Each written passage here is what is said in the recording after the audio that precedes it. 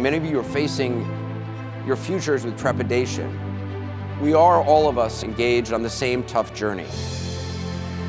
When somebody's life is a life well lived, it means they were part of something that was larger than themselves. Community is important because any society that's aligned with what you're trying to do, you'll be able to achieve more than you can do on your own.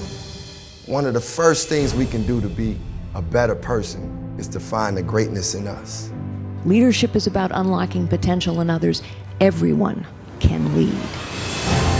National Society of Leadership and Success is a wonderful example of how we take the best and the brightest of our communities and you empower them to realize the role they could play. This is an organization of smart people with a common goal to become better leaders. It's a wonderful organization that can provide the things that help you in the real world. As an entrepreneur, you need to surround yourself with better people than yourself. What kind of choices will you make from this day forth to live your life so that the contribution you will make to the lives of others will outlive you?